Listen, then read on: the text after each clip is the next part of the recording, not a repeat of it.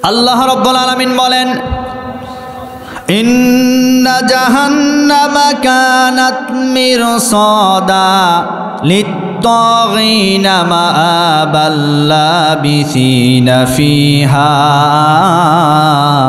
আহকাবা। জোরে বল আল্লাহু আকবার।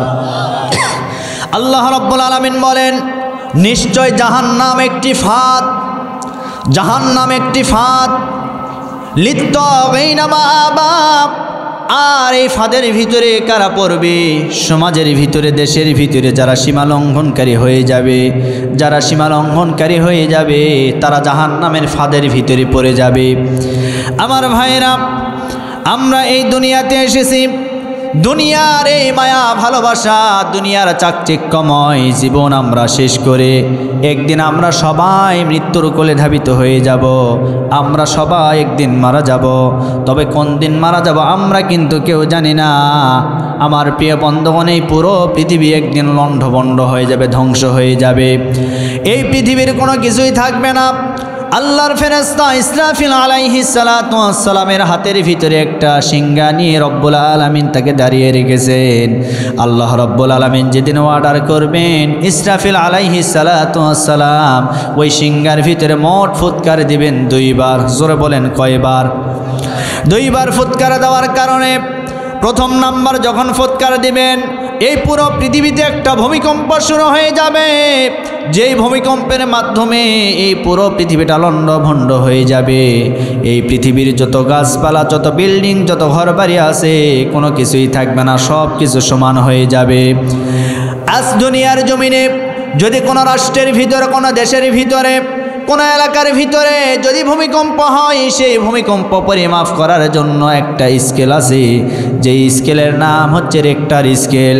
কিন্তু আল্লাহ যেদিন ভূমিকম্প দান করবেন, সেই স্কেল দিয়ে কিন্তু ওই ভূমিকম্প পরিমাপ করা যাবে না। ওই ভূমিকম্পের মাধ্যমে পুরো পৃথিবী লণ্ডভণ্ড হয়ে যাবে।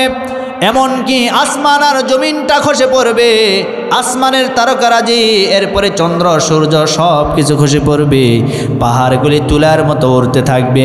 রব্বুল আলামিন বলেন, ওয়াতাকুনুল জিবালু কালইহিনিল মানফুস।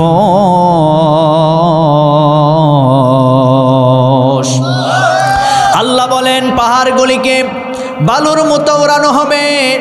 অন্য আয়াতে কারিমার ভিতরে বলেন, এই পাহাড়গুলি তুলার মতো উড়তে থাকবে। আজকে যেমন মা বোনেরা তুলাকে বাড়ি দিলে বাতাসের সঙ্গে উড়ে যায়, কিয়ামত যেদিন কায়েম হয়ে যাবে, ইসরাফিল আলাইহিস সালাতু ওয়াস সালাম যেদিন সিংহায় ফুৎকার দিবেন, ওই পাহাড়গুলি তুলার মতো উড়তে থাকবে, বালুর মতো উড়তে থাকবে। আজকে আপনি বলতে পারেন, হুজুর আমরা তো পাহাড় দেখি না, আমাদের ভূমি তো সমান। পাহাড় যদি দেখতে চান চলে যাবেন একেবারে বান্দরবন। গত 2 দিন আগে আমি সফর করে আসলাম বান্দরবনে। পুরো জেলার ভিতরে, বিশেষ করে বান্দরবনের মেন শহর থেকে, কক্সবাজারের মেন শহর থেকে ভিতরে প্রায় 77 কিলোমিটার ভিতরে আমি ঢুকেছিলাম। এর একটা উপজেলা আছে, তার নাম হলো নাইক্ষ্যংছড়ি। সেই নাইক্ষ্যংছড়ি উপজেলায় আমার মাহফিল ছিল। এই মাহফিল করার পরে ভিতরে চলে গেলাম, যাওয়ার পরে দেখলাম শুধু পাহাড় আর পাহাড়। এই বান্দরবনে বাংলাদেশের সবচাইতে বড় পাহাড়, যেই পাহাড়ের নাম হচ্ছে ডিম পাহাড়, ভূপৃষ্ঠ থেকে প্রায় 2500 ফিট উচ্চতা। দুনিয়াতে আমরা যখন অবস্থান করি, ভূপৃষ্ঠের বাতাসটা ঠান্ডা নয়, গরম বাতাস। আপনি যখন 2500 ফিট উপরে চলে যাবেন, যেই বাতাস আপনার শরীরে স্পর্শ করবে, এই বাতাস ঠান্ডা বাতাস। তার মানে ওই বাতাসগুলি মেঘের দ্বারা আমাদের শরীরের ভিতরে, দেহের ভিতরে স্পর্শ করছে। এত উঁচু উঁচু পাহাড় আছে আমার ভাইরা। পাহাড়গুলি যেদিন কিয়ামত সংগঠিত হয়ে যাবে, পাহাড়গুলি তুলার মতো উড়তে থাকবে, বালুর মতো উড়তে থাকবে। উড়তে উড়তে চলে যাবে সমুদ্রের ভিতরে, রব্বুল আলামিন ফেলে দিবেন। আর সমুদ্র এত গভীরতা, ওই গভীরতা সব শেষ হয়ে যাবে, এই জমিনটা সমান হয়ে যাবে। রব্বুল আলামিন যেদিন কিয়ামত কায়েম করবেন, ইসরাফিল আলাইহিস সালাতু ওয়াস সালাম দ্বিতীয় সিংহায় ফুৎকার দিবেন। এই দ্বিতীয় ফুৎকার দেওয়ার পরে পৃথিবীর জমিনে, কবরের নিচে, মাটির নিচে যত মানুষগুলি শুয়ে আছে, সেই দিন কিয়ামতের ময়দানে সব মানুষগুলি উত্থিত হবে। মানুষগুলি উঠে দাঁড়াবে।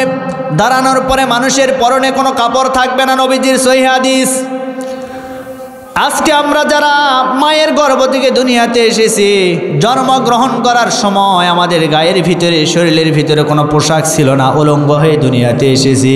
যেদিন মানুষকে কিয়ামতের ময়দানে উঠানো হবে, সেই দিনও কোনো মানুষের গায়ে কোনো কাপড় থাকবে না, প্রত্যেকটা মানুষ উলঙ্গ হয়ে দাঁড়াবে। আম্মা জান আয়েশা সিদ্দিকা রাদিয়াল্লাহু তাআলা আনহা এই হাদিসটা শোনার পরে নবীজিকে প্রশ্ন করেছিলেন, ইয়া রাসূলুল্লাহ, আপনি যে বললেন কিয়ামতের ময়দানে প্রত্যেকটা মানুষ উলঙ্গ হয়ে উঠবে, আমি তো আপনার স্ত্রী, একজন মহিলা মানুষ, ওই কিয়ামতের ময়দানে তো আমিও উত্থিত হব, আমাকেও তো উঠানো হবে। তাহলে ওই কিয়ামতের ময়দানে আমি আপনার স্ত্রী হয়ে যদি উলঙ্গ হয়ে উঠি, আপনার কি কোনো লজ্জা লাগবে না, শরম করবে না? নবীজি তখন ডাক দিয়ে বলেন, ওগো আয়েশা, কিয়ামতের ময়দান, কিয়ামতের মাঠ এমন একটি মাঠ কায়েম হয়ে যাবে, যে কিয়ামতের ময়দানে কোনো মানুষ কোনো মানুষের দিকে তাকানোর মতো কোনো সময় পাবে না। কোনো মানুষ কোনো মানুষের দিকে তাকানোর মতো কোনো সময় পাবে না, এমন একটি ময়দান কায়েম হয়ে যাবে। ওই কিয়ামতের ময়দানে রব্বুল আলামিন প্রত্যেকটা মানুষকে দুই দলে বিভক্ত করবেন। জোরে বলেন, কয় দল? আরো জোরে বলেন।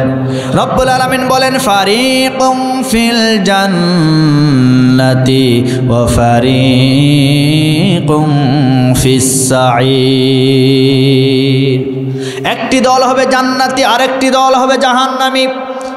ডানপন্থী যারা হবে তাদেরকে জান্নাতের ভিতরে প্রবেশ করানো হবে, আর বামপন্থী যারা হবে তার মানে বাম দিকে যারা থাকবে তারা যাবে জাহান্নামে। আমার ভাইয়েরা, ডানপন্থী মানুষেরাও মাথা নিচু করে থাকবে, প্রত্যেকটা মানুষ শুধু ইয়া নাফসি করতে থাকবে। একমাত্র আমার আপনার নবী জনাবে মুহাম্মদুর রাসূলুল্লাহ সাল্লাল্লাহু আলাইহি ওয়াসাল্লাম মাকামে মাহমুদে সেজদায় পড়ে বলবেন, ইয়া হাবলি উম্মতি, ইয়া হাবলি উম্মতি। হায়, আজকে আমার উম্মতের কি হবে, আজকে আমার উম্মতের কি হবে?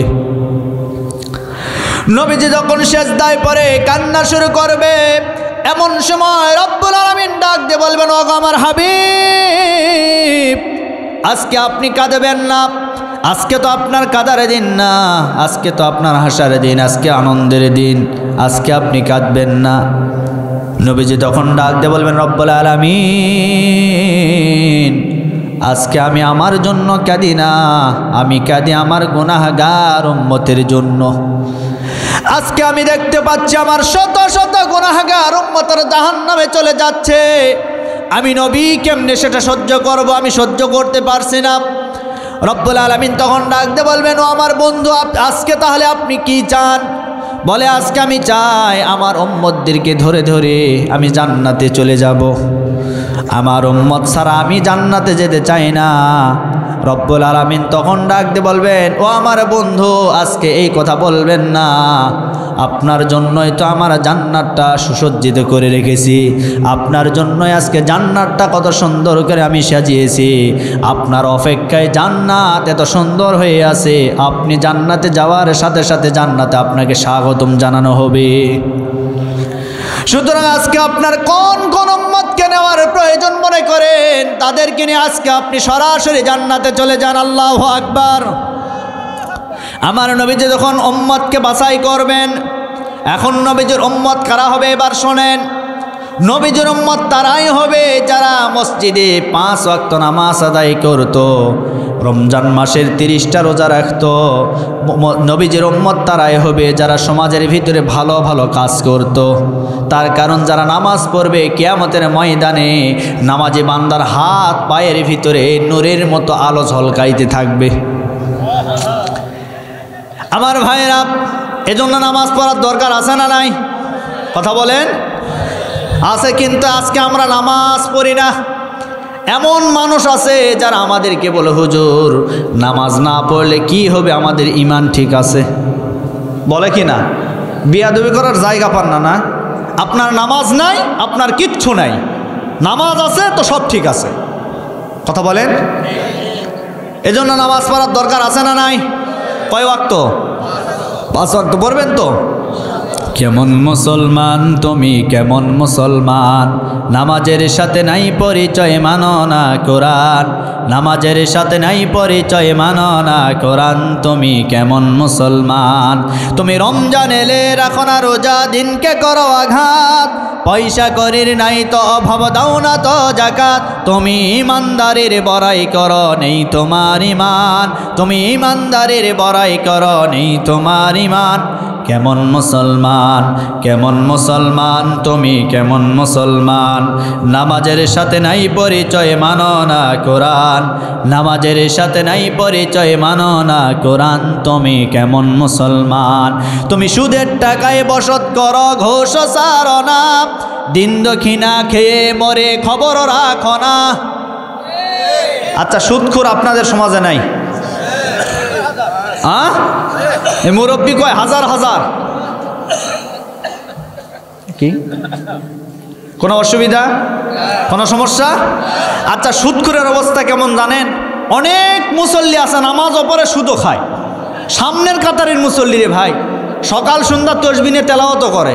তেলাওয়াতের সাইজটি জানেন? সুবহানাল্লাহ 33,000, আলহামদুলিল্লাহ 40,000, সুদের সাথে টাকাও লাগাই 50,000। জোরে বলেন সুবহানাল্লাহ। সুবহানাল্লাহ না নাউজুবিল্লাহ। তুমি সুদের টাকায় বসত করো, ঘোষ সারো না, দিন দক্ষিণা খেয়ে মরে খবর রাখো না, তুমি বিচারিও বিচার করো সাজিয়া প্রধান, কেমন মুসলমান, কেমন মুসলমান, তুমি কেমন মুসলমান? নামাজের সাথে নাই পরিচয় মানো না কোরআন, নামাজের সাথে নাই পরিচয় মানো না কোরআন, তুমি কেমন মুসলমান? তুমি নবীর উম্মত দাবি করো, সুন্নাহ মানো না, নবীর অপমানে তোমার হৃদয় কাঁদে না। কথা বলেন, কথা বলেন। সম্মানিত ভাইরা আমার, আমি তো একটি কথা বারবার বলি, বিগত 15 বছরে আমরা দেখেছি এই বাংলাদেশের ভিতরে একজন নেতা ছিল যার নাম ছিল শেখ মুজিবুর রহমান। এই দেশের ভিতরে আমার রাসূলকে কেউ গালি দিলে তার বিচার বাংলাদেশে হতো না, কিন্তু শেখ মুজিবকে কেউ গালি দিলে তার বিচার বাংলাদেশে হতো। কথা বলেন। সুতরাং শেখ মুজিবের চাইতে আমার নবীর দাম কম না বেশি? জোরে বলেন, কম না বেশি? এজন্য আজকে আমরা নিরপেক্ষ একটা দাবি জানাই আজকের মাহফিল থেকে, আমার নবীজিকে আগামী দিনে, আগামী বাংলাদেশে যদি কেউ আমার রাসূলকে নিয়ে কটূক্তি করে, আমার রাসূলের বিরুদ্ধাচারণ করে, আমরা আগামী জাতীয় সংসদ ভবনে এমন একটা আইন পাশ চাই যে আইনের মাধ্যমে মুসলমানদের নবীকে নিয়ে কেউ বাজে মন্তব্য করলে সেই নাস্তিকের বিচার প্রকাশ্যে দিবালোকে করতে হবে। কারা কারা রাজি? দুটি হাত তুলে আল্লাহকে দেখান। লিল্লাহি তাকবীর, লিল্লাহি তাকবীর। আল কোরআনের আলো, আল কোরআনের আলো, লিল্লাহি তাকবীর। এটা আমাদের নিরপেক্ষ দাবি, কারণ রাসূল কোনো দলের না, সর্বদলীয়, সকলের জন্য। কথা বলেন। রাসূল কি শুধু জামাতে ইসলামের? রাসূল কি শুধু বিএনপির? রাসূল কি আওয়ামী লীগের? রাসূল সর্বদলীয়, সকলের একটাই দাবি, রাসূলের অপমান এ দেশের মুসলমান সইবে না। ঠিক কিনা বলেন? তুমি নবীর উম্মত দাবি করো, সুন্নাহ মানো না, নবীর অপমানে তোমার হৃদয় কাঁদে না, তুমি বিজাতিদের সংস্কৃতিতে সফেছ পরাণ, কেমন মুসলমান, কেমন মুসলমান, তুমি কেমন মুসলমান? নামাজের সাথে নাই পরিচয় মানো না কোরআন, নামাজের সাথে নাই পরিচয় মানো না কোরআন, তুমি কেমন মুসলমান? কথা বলেন ঠিক কিনা আমার ভাইয়েরা? কিয়ামতের ময়দানে আমার নবীজি উম্মতদেরকে বাছাই করে হাত ধরে ধরে জান্নাতের ভিতরে নিয়ে যাবেন। একদল এখন জান্নাতে চলে গেল, যে দলটা জান্নাতে হবে কিয়ামতের ময়দানে রব্বুল আলামিন তাদের ডান হাতে আমলনামা দিয়া জান্নাতের ভিতরে প্রবেশ করায় দিবেন। কিন্তু ওই কিয়ামতের ময়দানে দলটা একটা নয়, দল হবে দুইটা, একটা জান্নাতি আর একটা জাহান্নামী। জান্নাতি দলে যারা থাকবে তারা তো চলে যাবে জান্নাতে, এখন জাহান্নামী দলে যারা থাকবে এই সমস্ত মানুষগুলাকে রব্বুল আলামিন পিছন দিক দিয়ে তাদের বাম হাতে আমলনামা উঠায় দিবেন। বাম হাতে যখন আমলনামা উঠাই দিবেন, আমলনামা উঠাই দেওয়ার পরে ওই জাহান্নামী গাদ্দারদেরকে বলা হবে, এই জাহান্নামের গাদ্দারেরা আজকে তোদের আমলনামা তোরা আজকে নিজেরাই পাঠ কর। রব্বুল আলামিন বলেন, ইকরা কিতাবাকা কাফা বিনাফসিকাল ইয়াওমা আলাইকা হাসিবা।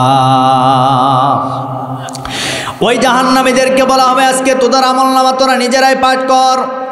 জাহান্নামের ওই গাদ্দার এই আমলনামা হাতের ভিতরে নেওয়ার পরে তখন পাঠ করতে থাকবে, লা ইউগাদিরু সাগীরাতাও ওয়ালা কাবীরাতান ইল্লা আহসাহা। ওই জাহান্নামের গাদ্দারেরা দেখবে, হায় হায়, ছোট বড় এমন কোনো পাপ আমলনামার ভিতরে লেখা হয় নাই, বরং সব আছে। থাকবে কি থাকবে না? জোরে বলেন। জাহান্নামের ওই গাদ্দার আমলনামা হাতে নেওয়ার পরে একটার পরে একটা পড়তে থাকবে, নামাজ পড়তাম না সেই পাপটা আমলনামার ভিতরে আছে। এরপরে সুদ খেয়েছি, সুদের পাপও আছে, ঘুষ খেয়েছি, ঘুষের পাপও আছে। মানুষের জোর করে অন্যায়ভাবে মানুষের কাছ থেকে জায়গা জমি দখল করে নিয়েছি, সেই পাপটাও আছে। টাকা ছিল, ক্ষমতা ছিল, এই ক্ষমতার টাকার অহংকারে মানুষদেরকে মানুষ মনে করতাম না, মানুষদেরকে অবহেলা করতাম, মানুষদেরকে ঘৃণা করতাম, গরিব মানুষ আমরা দেখতে পারতাম না, সেই পাপটা আমলনামার ভিতরে আছে। এমনকি অন্যায়ভাবে মানুষদের নামে মিথ্যা মামলা দিয়া জেলখানায় বন্দি করেছিলাম, সেই পাপটাও তো দেখি এই আমলনামার ভিতরে আছে। অন্যায়ভাবে আমরা মানুষদেরকে হত্যা করেছি, হত্যার পাপটা আমলনামার ভিতরে আছে। কিন্তু আজকে একটি কথা বলতে চাই, এই স্বৈরাচার বিগত 15 বৎসরে যত মানুষকে, নিরপরাধ মানুষকে হত্যা করেছে, এই হত্যার পাপ যারা একে সমর্থন করেছে, যারা সাপোর্ট করেছে, প্রত্যেকের আমলনামায় মানুষ হত্যার পাপ প্রবেশ করবে। তার কারণ যে মানুষ অন্যায় করে আর যে অন্যায়কে সাপোর্ট করে, উভয় সমান অপরাধী। কথা বলেন। সুতরাং আজকে যারা অন্যায়ভাবে আয়না ঘর তৈরি করে নিরপরাধ মানুষদেরকে আয়না ঘরের ভিতরে বন্দি করে রেখেছিল, সেই পাপটা আমলনামার ভিতরে থাকবে। সেই দিন কিন্তু ছাড় পাওয়া যাবে না। এই যে আজকে আয়না ঘর বের করেছে, আজকে যারা আওয়ামী লীগ করেন, আমি তো তাদেরকে ধিক্কার জানাই। কোন শক্তি নিয়ে এখন আপনারা আওয়ামী লীগকে সাপোর্ট করেন? আপনার বিবেক নাই না? আপনার বিবেকে কুকুর প্রসাব করে দিয়েছে? কোন বিবেক নিয়ে আজকে আপনি করছেন? আজকে আয়না ঘরের দিকে তাকান, নিরপরাধ মানুষদেরকে আয়না ঘরের ভিতরে আপনাদের নেতা নেত্রীরা জোর করে ক্ষমতায় থাকার জন্য অন্যায়ভাবে মানুষদেরকে আয়না ঘরে বন্দি করেছিল, মানুষ হত্যা করেছে। ও আওয়ামী লীগের ভাইরা, কোন রাজনীতি করলেন? কোন দলকে আপনারা সাপোর্ট করলেন? আপনাদের নেত্রী আপনাদের কথা একটাবার ভাবলো না। আপনাদেরকে জনগণের রোষানলের মুখে ফেলে দিয়ে সে ভারতে পালিয়ে অবস্থান নিয়েছে। কথা বলেন। আপনাদের কথা তো ভাবে নাই। কিন্তু এদেশের মানুষ, তৌহিদি জনতা এখনো অসভ্য হয় নাই, যার কারণে আপনাদের গায়ে এখনো আঘাত করে নাই। যদি করত, পিঠের চামড়া প্রত্যেকের উঠায় যেত। এমন কোনো কাজ নাই যে কাজগুলি আপনারা করেন নাই। কথা বলেন।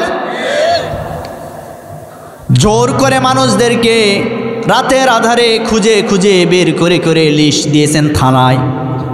আর থানার ওসি, থানার অফিসারেরা ওদেরকে গ্রেফতার করার জন্য রাত 3টার দিকে বাড়িতে আসতো। এমনকি বাড়িতে আসার পরে যদি আসামি খুঁজে না পাইতো, দিনের বেলা বুলডোজার দিয়ে ঘর বাড়ি ভেঙে দিয়েছে। এইরকম ঘটনাও বাংলাদেশে আছে। কথা বলেন। কিন্তু আজকে আপনি ধানমন্ডির 32 নম্বর বুলডোজার দিয়ে ভেঙেছে, আপনি মায়া কান্না করছেন কেন?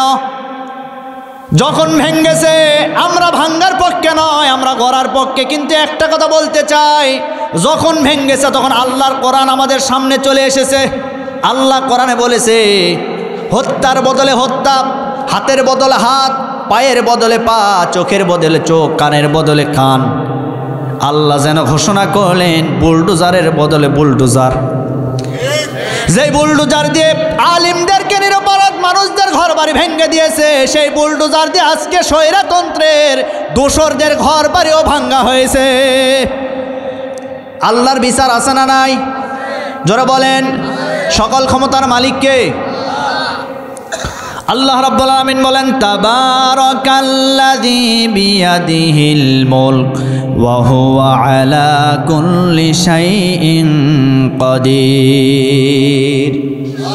আল্লাহ বলেন সকল ক্ষমতার মালিক আমার হাতে। কার হাতে? আল্লাহর হাতে। এটা বিশ্বাস করতে হবে, কিন্তু তারা বিশ্বাস করতো না। তারা দিয়েছিল 42 সাল। কত সাল? জোরে বলেন। আজ তো আমার আফসোস হয়, কোথায় গেলেন আপনারা? গেলেন কোথায়? কোথায় গেল সেই এমপি মন্ত্রী? কোথায় কাদের কাকা? তাদের সারা দেশটা লাগে বড়ই ফাঁকা ফাঁকা। কথা বলেন, কথা বলেন। কোথায় গেল সে এমপি মন্ত্রী? কোথায় কাদের কাকা? তাদের সারা দেশটা লাগে বড়ই ফাঁকা ফাঁকা। আইন মন্ত্রী আটকে গেল আইনের জালে, দাড়ি সারা দরবেশটারে ভণ্ড ভণ্ড লাগে। কথা বলেন। ইনো মিনো দীপমণি খাইতেছে ভাই ডান্ডা, বিচারপতি কালামানিকের ফাটিয়েছে ভাই আন্ডা। কোথায় গেল সংসদেরই, কোথায় গেল সংসদেরই মমতাজের গান? কোথায় গেল হজরত বলা স্বামী ওসমান? আমাদেরটাও কিন্তু কম না। আপনাদের জয়পুরহাটে ছিল না আরেকজন শয়তান? কথা বলেন না কেন? বাপরে বাপ, হজরত শেখ হাসিনা। কে বলেছিল? কে বলেছিল? আমরা কি জানি না? এই হজরত শেখ হাসিনা যেদিন বলেছে তার পরের দিন অ্যাক্সিডেন্ট করেছে, আমরা দেখেছি। সুতরাং বড় আফসোস লাগে তাদের জন্য। কোথায় গেলেন? আপনাদের দেখে বড় মায়া হয়। হাইরে আপনাদের গরম, ক্ষমতা, অহংকার, দাপট, আপনাদের কারণে ঘুম পাড়তে পারতাম না, শান্তিতে একটু বসবাস করতে পারতাম না। কোথায় আপনাদের দাপট? সব ভেঙ্গে চুরে চুরমার হয়ে গেছে। ঠিক কিনা বলেন? ক্ষমতার অহংকার কেউ করবেন? আমার ভাইয়েরা, যে কথা আপনাদেরকে বলতেছিলাম, আজকে আয়না ঘরের ভিতরে যারা মানুষদেরকে, নিরপরাধ মানুষদেরকে বন্দী করে রেখেছিল, আজকে ডক্টর ইউনূস সরকার, অন্তর্বর্তীকালীন সরকার, আজকের এই মাহফিল থেকে ডাক্তারহীন কোনটা আমরা বলতে চাই। আজকে আমরা দেখতে পাচ্ছি অনেক আসামি জেলখানার ভিতর থেকে হাসি মুখে বের হচ্ছে। কিন্তু যেদিন আলিম ওলামাদেরকে গ্রেফতার করা হয়েছিল, আল্লামা মামুনুল হককে গ্রেফতার করা হয়েছিল, মাথার ভিতরে হেলমেট, হাতের ভিতরে হাত করা, পায়ের ভিতরে ডান্ডাবির পরিয়ে আদালতে হাজির করা হয়েছিল। আমির হামজা, রফিকুল ইসলাম মাদানী সহ যেই সমস্ত ইসলামপন্থী আলিম ওলামা ছিল যাদেরকে গ্রেফতার করেছিল, গ্রেফতার করার পরে আদালতে ওঠানোর সময় হাতের ভিতরে হাত করা পরানো হয়েছিল। আর আপনি ডক্টর ইউনূস সরকার, আপনি এই স্বৈরা শাসকের দোসরদেরকে গ্রেফতার করে রেখেছেন। জেলখানা থেকে বের হয় হাসি মুখে বের হয়, তার মানে বোঝা গেল এরা জেলখানায় নয়, জামায় আদরে আছে। কিন্তু আজকে ইউনূস সরকারকে আমরা বলতে চাই, তাদেরকে জামায় আদরে রাখলে হবে না। যাদের কারণে আয়না ঘর তৈরি হয়েছিল, যাদের কারণে নিরপরাধ মানুষদেরকে আয়না ঘরের ভিতরে রাখা হয়েছিল, তাদেরকেও বিচারের আগ মুহূর্ত পর্যন্ত আয়না ঘরের ভিতরে রাখা হবে। কথা বলেন। এটা নিরপেক্ষ দাবি আমাদের। জামায়া ধরে রাখলে হবে না। আমার ভাইয়েরা, ওই জাহান্নামের গাদ্দাররা আয়না ঘরের যে অপরাধ, সে অপরাধের আমল নামও তাদের ভিতরে লেখা থাকবে, সব পাপ থাকবে। এমনকি আমাদের কোরআনের মুফাসসির আল্লামা সাইদিকে হত্যা করা হয়েছে, এই হত্যার সাথে যারা জড়িত ছিল, আল্লামা সাইদিকে যারা রাজাকার বলে গালি দিয়েছিল, প্রত্যেকটা আমল নামার ভিতরে উঠে যাবে। কথা বলেন, কথা বলেন। আমরা তো জানি আল্লামা সাইদি কোনোদিন রাজাকার ছিল না, তিনি আমাদের অহংকার। কথা বলেন ঠিক কিনা? সুতরাং আল্লামা সাইদিকে যারা মিথ্যা বিচারের মামলা দিয়ে চিকিৎসার নামে প্রহসন করে হাসপাতালের বেডে ইঞ্জেকশনের পোস্ট দিয়ে যারা শহীদ করে দিয়েছে, আমরা তাদেরকে বলতে চাই, আপনাদের নেতাদের বিচার যদি স্বাধীনতার 50 বছর পরে করতে পারেন, আমরাও ঘোষণা করলাম আমরা 100 বছর পরে হলেও আল্লামা সাইদির হত্যার বিচার বাংলার জমিনে আমরা করে ছাড়ব। কারা কারা রাজি? দুটি হাত তোলার লাগা দেখা। আল্লাহ কবুল করুন। বিচার কি হবে না? জোরে বলেন হবে না? অবশ্যই বাংলার জমিনে বিচার হবে, একটা একটা করে বিচার করা হবে। আজকে আমাদেরকে ভয় দেখাবেন না, আমরা ভয় পাই না, আমরা একজনকে ভয় পাই, তিনি কে? এই যে গতকালকে আমরা দেখলাম আমিরে জামাত ডাক্তার শফিকুর রহমান স্পষ্ট ভাষায় বলেছেন, আমরা কারো চোখ রাঙ্গানি দেখতে চাই না। কথা বলেন, আমরা কারো চোখ রাঙ্গানি দেখতে চাই না, আমরা কাউকে ভয় পাই না, আমরা ভয় করে আল্লাহকে। আমাদের সমালোচনা করবেন, গঠনমূলক সমালোচনা করবেন, কিন্তু কোনো নিরপরাধ দুষ্ট আমাদের উপরে চাপাই দিবেন, এক চুল পরিমাণ আপনাদেরকে ছাড় দেওয়া হবে না। আমার ভাইয়েরা, এইবার আমলনামার ভিতরে সব পাপ যখন দেখতে পারবে, ওই জাহান্নামের গাদ্দার বড় আফসোস করতে থাকবে। রব্বুল আলামিন সেই কথাটাও কোরআনে কারিমের ভিতরে কোট করে দিয়েছেন। আল্লাহ রব্বুল আলামিন বলেন, ওয়া আম্মা মান উতিয়া কিতাবাহু ওয়ারাআ যাহরিহি ফাসাউফা ইয়াদউ সুবুরা ওয়া ইয়াসলা সাঈরা। তখন ওই জাহান্নামের গাদ্দার বড় আফসোস করতে থাকবে, হায় হায়, এ আমলনামা যদি আজকে আমাদের হাতে ধরিয়ে না দেওয়া হতো, আমাদের জন্য কতই না ভালো হতো, মৃত্যুটাই আমাদের কাছে ভালো ছিল। এরপরে আমার ভাইয়েরা, এই জাহান্নামের গাদ্দার এই আমলনামা পড়ার পরে আল্লাহকে ডাক দিয়ে বলেন, রব্বুল আলামিন, আমরা বুঝতে পেরেছি আমলনামা ধরিয়ে দিয়েছেন, কিন্তু এই আমলনামা আমাদের নয়, ভুল করে অন্য কারো আমলনামা আমাদের হাতে দিয়েছেন। কারা বলবে? আপনারা কি ঘুম পারতেছেন? আচ্ছা, আলোচনা কি চলবে না শেষ করে দেব? চলবে, চলবে। তাহলে বলেন কারা বলবে? জোরে বলেন। জাহান্নামীরা বলবে এটা আমাদের না, এটা অন্য কারো আমলনামা ধরিয়ে দিয়েছেন। বলেন তো, আল্লাহর কাছে প্রমাণ করার কোনো জিনিস নাই? আল্লাহ রাব্বুল আলামিন বলেন, কিরামান কাতিবিনা ইয়ালামুনা মা তাফআলুন।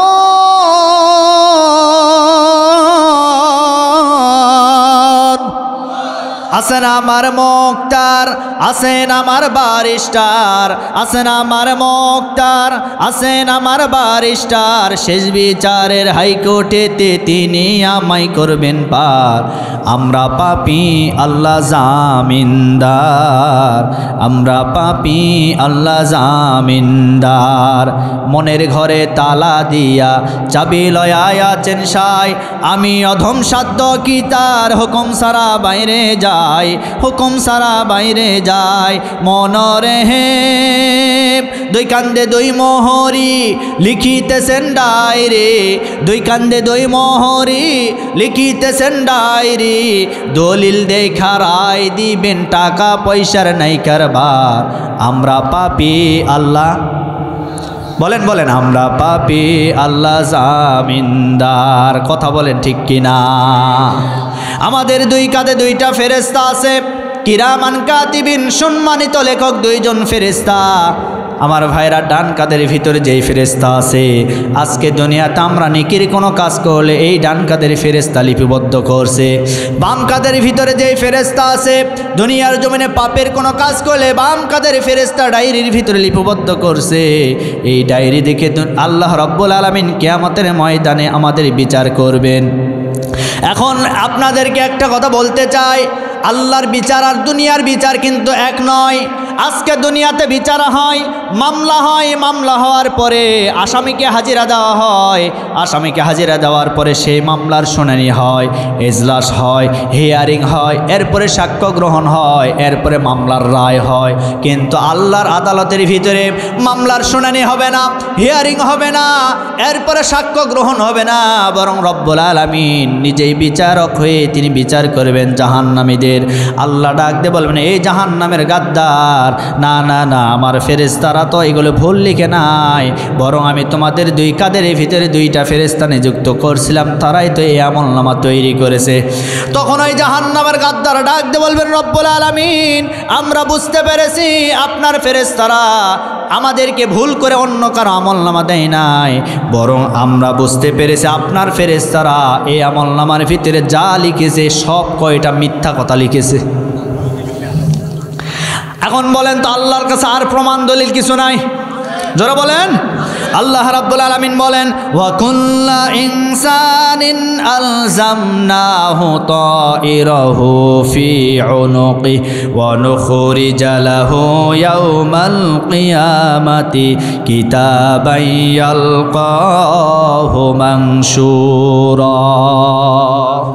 আল্লাহ বলেন আমি প্রত্যেকটা মানুষের গলার নিচে একটা করে সিসি ক্যামেরা ফিট করে দিয়েছি। আমাদের গলার নিচে একটা সিসি ক্যামেরা আছে। আপনি মানুষ, আপনার গলার নিচেও একটা সিসি ক্যামেরা আছে। আমার ভাইয়েরা, আজকে দুনিয়ার জমিনে কোনো মানুষের বাড়িতে যদি সিসি ক্যামেরা লাগানো থাকে আর ওই বাড়িতে কেউ যদি চুরি আর ডাকাতি করতে চায়, বলেন তো সে ধরা পড়বে কি পড়বে না? তাহলে দুনিয়ার তৈরিকৃত মানুষের সিসি ক্যামেরার ভিতরে যদি কেউ ধরা পড়ে যায়, আল্লাহর তৈরিকৃত ওই সিসি ক্যামেরার ভিতরে আমরা ধরা পড়ব কি পড়ব না?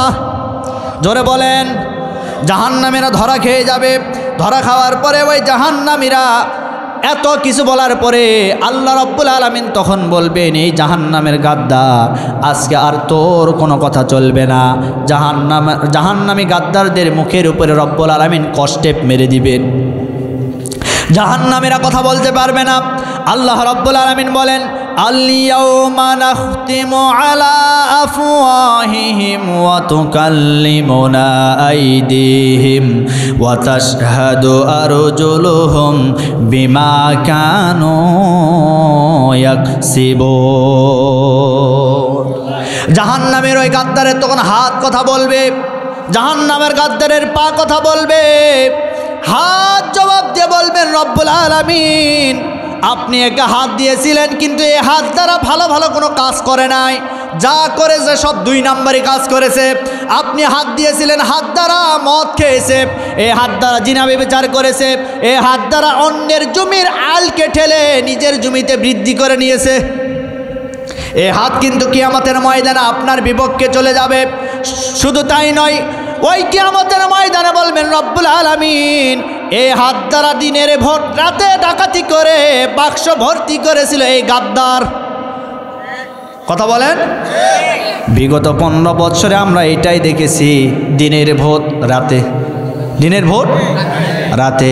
এখন যারা চোর করে চুরি করে নির্বাচিত হয়, বলেন তো এদের কি ভালো বলা যাবে না, এদেরকে চোর বলা লাগবে? জোরে বলেন, কি বলা লাগবে? এরা কখনো ভালো মানুষ নয়, এরা কখনো এমপি নয়, বরং এরা হলো অবৈধ যারা সন্তান। কথা বলেন ঠিক কিনা? জোর করে যারা রাতের আধারে, দিনের ভোট রাতের আধারে করেছিল, কিয়ামতের ময়দানে হাত কিন্তু তাদের বিপক্ষে চলে যাবে। আচ্ছা আপনারা বলেন তো, এগুলিকে আমি বানায়া বানায়া বলতেছি না আল্লাহর কথা? জোরে বলেন।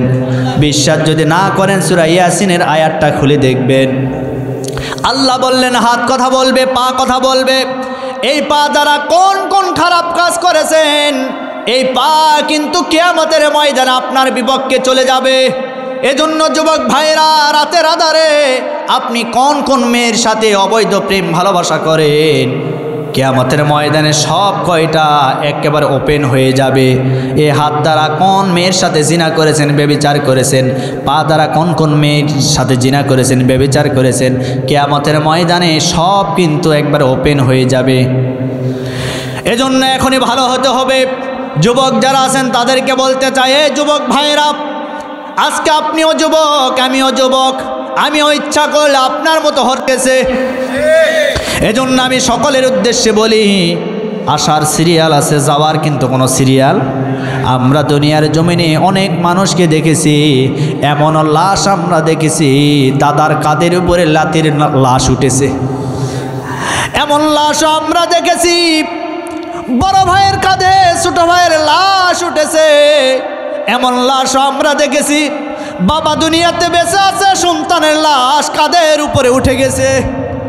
এমন লাশ আমরা দেখেছি যে লাশ বয়স হওয়ার আগে, বিয়ে করার আগে দুনিয়া থেকে বিদায় নিয়ে চলে গেছে। এজন্য আমি তো বলি, বারবার একটি কথা বলি, আমার বাবাজিরা, আমার মুরব্বীরা, আমার যুবক ভাইয়েরা, আর কবে আপনি নামাজ ধরবেন? আপনার কি এখনো হোশ হয় নাই? আর কবে আপনি জিনা ব্যভিচার ছাড়বেন? আর কবে আপনি পাপ কাজ ছাড়বেন? আপনার এক পাতা অন্ধকার কবরে চলে গেছে। একটা মানুষ যখন মারা যায়, মারা যাওয়ার পরে সব কিছু বন্ধ হয়ে যায়। আজকে আপনি কাদেরকে আপন ভাবলেন? যাদেরকে আপনি আপন ভাবলেন কেউ তো আপনার আপন না, কেউ আপনার আপন না। যে স্ত্রীর জন্য সারাটা জীবন এত পরিশ্রম করলেন, কষ্ট করলেন, আপনি মারা যাওয়ার পরে ওই স্ত্রী একদিন, 2 দিন, 3 দিন কান্না করবে, 3 দিন পরে কান্না বন্ধ হয়ে যাবে। কথা বলেন। যেই সন্তানদের জন্য দিনরাত পরিশ্রম করে আল্লাহকে ভুলে গেলেন, অথচ মারা যাওয়ার পরে ওই সন্তানেরা অনেক সময় দেখেছি তারা গাঁজা খায়, বাবার জন্য দোয়াও করে না, নামাজও পড়ে না, মা বাবার জন্য দোয়া করে না। তাহলে বলেন এই সন্তানের জন্য এত কিছু করে লাভ কি হলো? কোনো লাভ নাই, কোনো লাভ নাই। সুতরাং আপনার আখেরাত আপনাকে গোছায় নিতে হবে, আপনার কবর আপনাকেই ঠিক করে নিতে হবে। আমি তো বলি, আমি এই জীবনে অসংখ্য লাশকে অন্ধকার কবরের ভিতরে নামিয়েছি। কেন জানেন? এই জন্য নামিয়েছি আমি আমার নিজের জীবনকে পরিবর্তন করার জন্য। যখনই কবরের ভিতরে নামি তখনই কবরের ভয় কলিজার ভিতরে এসে যায়, বারবার মনে পড়ে যায় রব্বুল আলামিন আমিও একদিন মারা যাব, 3 জন ব্যক্তি আমার কবরে নেমে পড়বে, আমাকে এইভাবে লাশ করে কবরে রেখে যাবে, সবাই চলে যাবে। যাওয়ার পরে কবর থেকে উঠবে, মাথার উপরে খাড়াল বিছায়া দিবে, মাটি দিবে, কাদা দিবে, একেবারে চাপা দিয়ে আমাদেরকে রেখে চলে যাবে।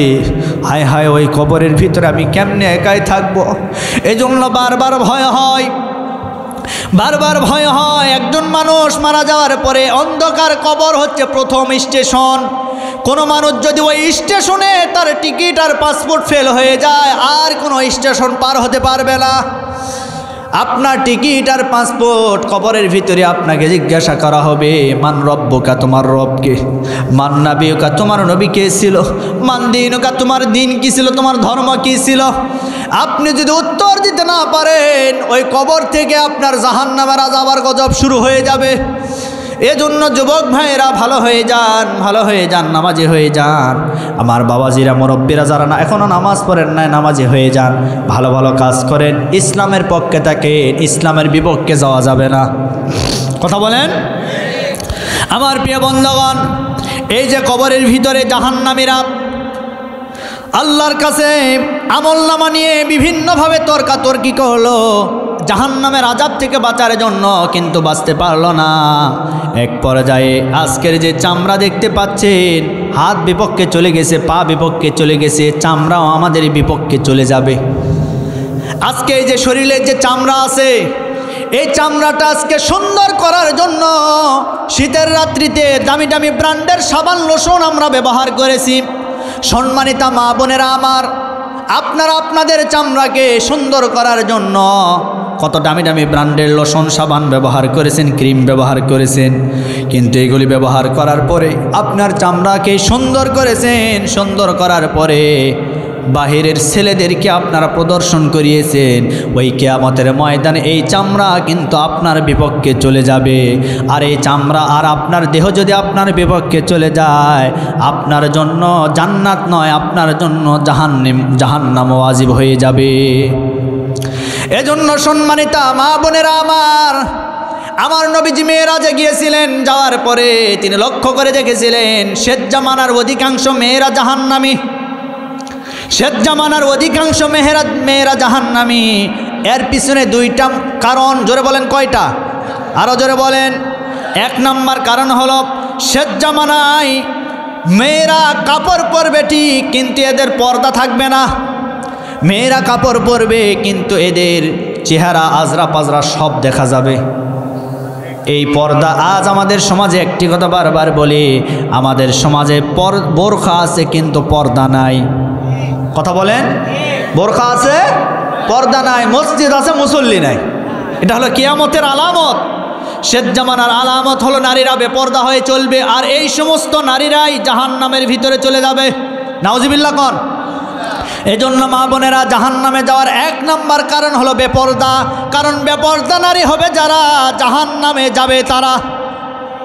বেপর্দা নারী আমাদের সমাজে আছে না নাই? জোরে বলেন। বেপর্দা নারী আজ আমাদের সমাজে অধিকাংশ মহিলা মা বোনেরা বেপরদা হয়ে গেছে। এজন্য বেপরদা হওয়া যাবে না। বেপরদা হওয়ার কারণে আপনাকে জাহান্নামে যাওয়া লাগবে। আমার মা বোনেরা, জাহান্নামের আযাব আর গজব কিন্তু আপনি সহ্য করতে পারবেন না। জাহান্নামের আযাব আর গজব এত ভয়াবহ হবে, আপনার চামড়া সব কিছু পুরো ছাই করে দিবে। সম্মানিতা মা বোনেরা আমার, এখন কিন্তু মেয়েদের ওয়াজ শুরু, কারণ ওরাই হলো আমাদের গুরু। কথা বলেন, ওদের জন্য কিছু ওয়াজ করা দরকার, কারণ ওরা আমাদেরকে জ্বালায়া পোড়ায়া করছে সরকার। প্রত্যেকটা সংসার আজকে অশান্তির দাবানলে দাও দাও করে জ্বলছে। এমনকি এমন সংসারে এমন বউ আছে দাজ্জাল স্বামীকে ধরে পিটায়। হ্যাঁ হ্যাঁ বলছেন, কারা কারা বউয়ের পিটুন খাইছেন হাত তোলেন তো দেখি। একজনও নাই, একজনও নাই। কত পুরুষ বউয়ের হাতে নির্যাতিত, কিছু বলতেও পারে না, লজ্জা শরমে। আছে না নাই? কত পুরুষ যে মার খেয়েছে। আমি গত 2 দিন আগে একটা ভিডিও আমার সামনে চলে আসছে। মানে বিশাল বড় নেতা, বিশাল বড় সেলিব্রিটি ভিতরে বউয়ের হাতে মার খাচ্ছে, এমনকি ওই যে থালা বাসন এগুলি ওর শরীরের উপর ফেলে দিচ্ছে। ওই দেখাচ্ছে যে ভিতরে বউয়ের কাছে কেমন, আর বাইরে যখন আসলেন, আসার পরে সবাই তাকে সালাম করলেন, সম্মান করলেন। ও বোঝাইতে চাইলো যে বাড়িতে একরকম, বাহিরে আরেক রকম। এরকম মানুষ আছে না নাই? এজন্য মা বোনেরা, স্বামীকে পিটানো যাবে না। এ বলে আপনারাও কিন্তু কম না। এমন পুরুষ আছে মারতে মারতে বউকে বলে ক আব্বা ক, তারপরে ছাড়বো। এরকম আছে না নাই? মানে ওই পান্টি দিয়ে হয় না, ওই যে দরজার যে লাঠি আছে, লাঠি দিয়ে বউকে পিটায়। বউকে পিটানো যাবে? জোরে বলেন, বউকে পিটাবেন না। শোনেন, মেয়েরা একটু বাঁকা, এটা নবীজির হাদিস আপনারা তো শুনেছেন যে মেয়েরা একটু বাঁকা, ওরা তো বাঁকা হবেই, কিন্তু বাঁকাকে সোজা করতে গেলে মার দিয়ে নয়, বরং আদর ভালোবাসা দিয়ে আপনাকে সোজা করতে হবে। মা বোনেরা একটু ঘাড়তেরামি করবেই, একটু জেদি হবে, কিন্তু আপনাকে ধৈর্যশীল হতে হবে। কথা বলেন, যদি আপনি ধৈর্যশীল হতে পারেন তাহলে দেখবেন আপনার সংসার টিকবে। আর যদি আপনিও ওনাদের মতো হন তাহলে সংসার টিকবে না। সংসারে শুধু দ্বন্দ্ব ঝগড়া লেগেই থাকবে। এজন্য পুরুষদেরকে ধৈর্যশীল হতে হবে। আরে পুরুষরা তো ধৈর্যশীল, কত ধৈর্যের পরীক্ষা দিবে বলেন? ধৈর্যের পরীক্ষা দিতে দিতে ধৈর্যের বাঁধ ভেঙে যাচ্ছে। সারা জীবন বউকে যদি খুশি করান, একদিন যদি না হয়, ও বলবে তোমার সংসার 10 বছর করলাম, তুমি আমাকে কোনোদিন শান্তি দিতে পারো না। কথা বলেন, সারা জীবন দিলেন, একদিন শুধু অশুকুর করলো, একদিন। এজন্য মা বোনদেরকে বলে, মা বোনেরা, আপনার স্বামী আপনাকে যা দিয়েছেন আলহামদুলিল্লাহ পড়েন, শুকরিয়া আদায় করেন। এই স্বামীর অসন্তুষ্টি করার কারণে অধিকাংশ মহিলা জাহান্নামে যাবে। স্বামী যা দিয়েছে এটার উপরে সন্তুষ্টি থাকুন।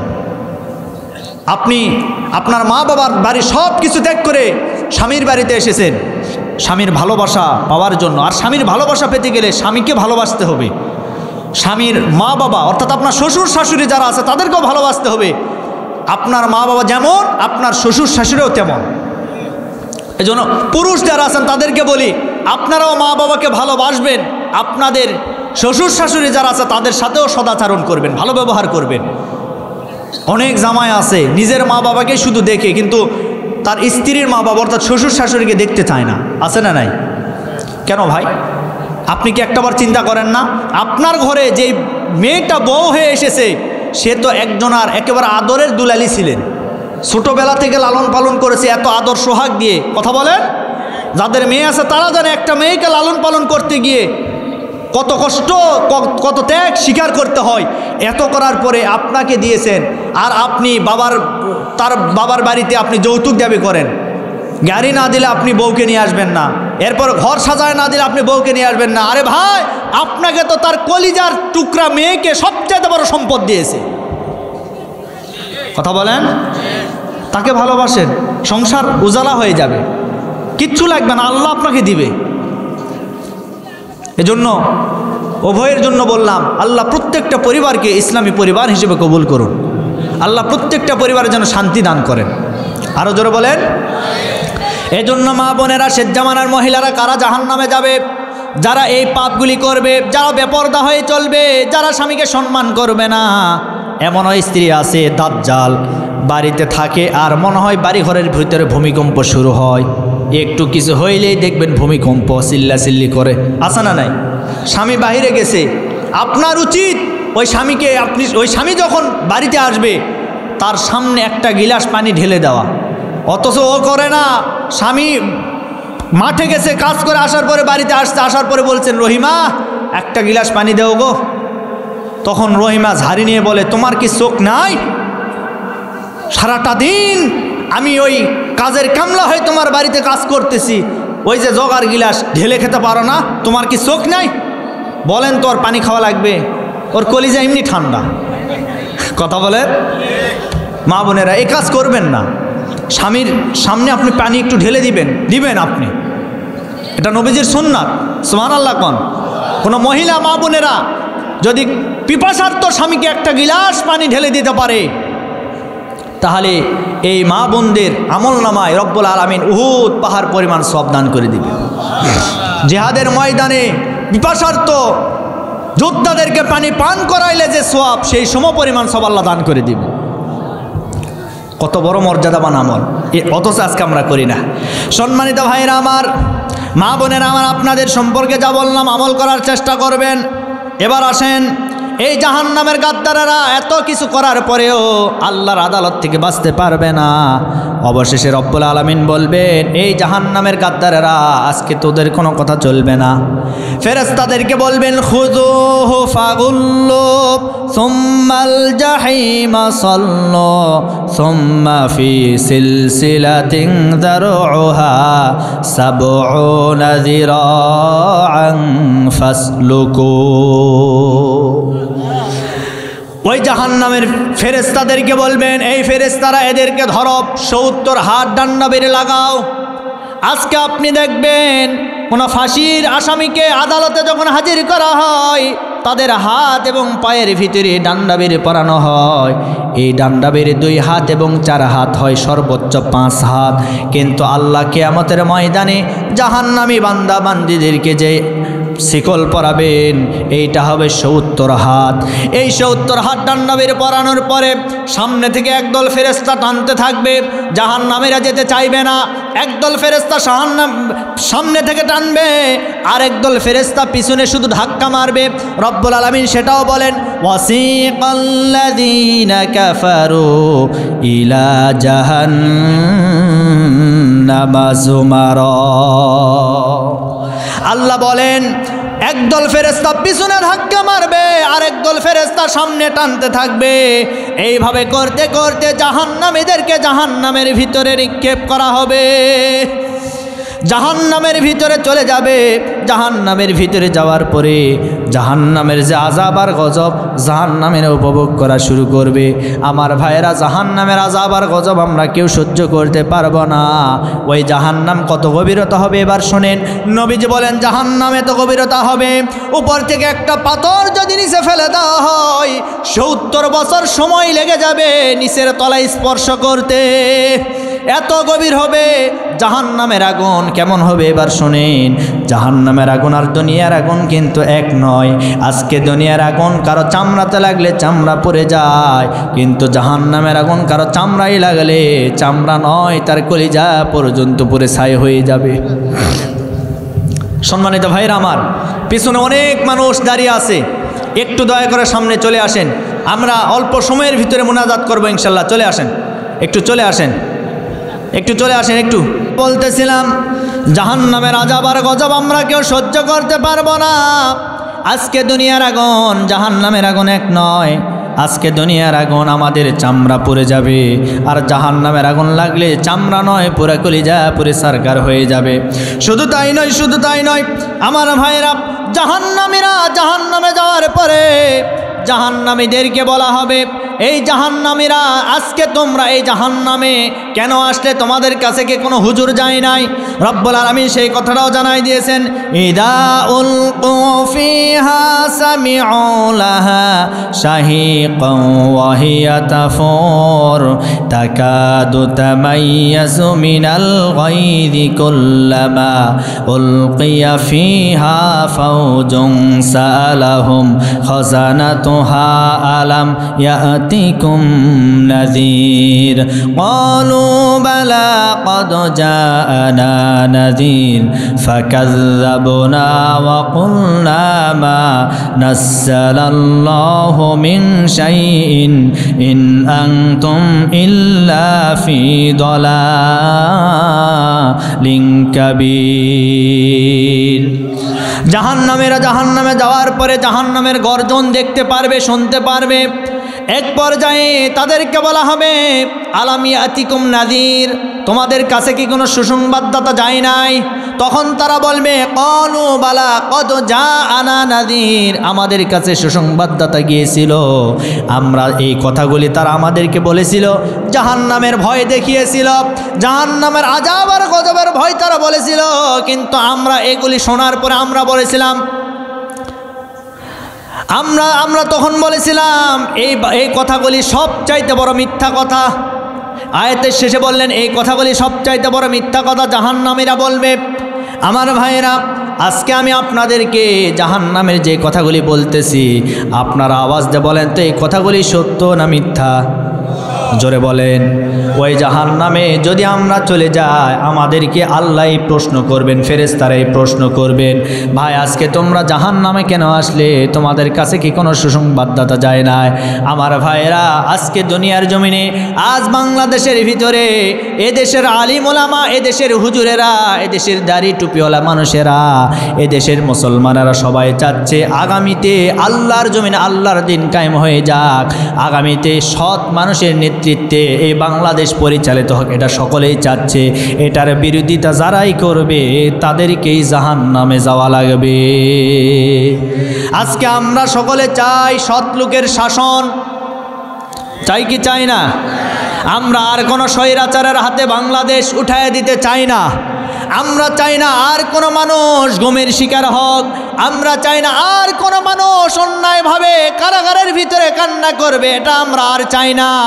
আমরা চাই না এই দেশের ভিতরে আর নিরপরাধ কোনো মানুষকে ফাঁসির কাস্টে ঝুলিয়ে মারা হোক, বরং আমরা চাই এই দেশের ভিতরে ইসলাম কায়েম হয়ে যাক। ইসলাম কায়েম হওয়ার মাধ্যমে ন্যায় বিচার প্রতিষ্ঠিত হবে, এটাই আমাদের সকলের আশা। কথা বলেন, আমরা এটাই চাই। আমার ভাইরা, জাহান্নামের কথা বলতেছি, আমরা কেউ জাহান্নামের আযাব সহ্য করতে পারবো না। সুতরাং আমি বলতেছিলাম দুনিয়াতে আমার আপনার জন্য কেউ কিন্তু আপন না। আজকে যাদেরকে আপন মনে করছেন কেউ কিন্তু আপন না, মারা গেলে সবাই পর হয়ে যাবে। আজকে আপনার সন্তান, আপনার স্ত্রী, আপনার পরিবার, আপনার আত্মীয় স্বজন, বন্ধু বান্ধব, যাদের কারণে আজকে আপনার জীবনটা তাদের জন্য উৎসর্গ করে দিয়েছিলেন, মারা যান, মারা যাওয়ার পরে তারা শুধুমাত্র একদিন দুই দিন আপনাকে স্মরণ করবে, এরপরে আপনাকে কেউ স্মরণ করবে না। অতএব আপনার আমল আপনাকেই গঠন করতে হবে। কথা বলেন। আজকের মাহফিলে আমরা নিজেরা নিজেদের আমল গঠন করব, সেই সাথে নিজের হাতে যা করা দরকার সেইটাই করে যাব।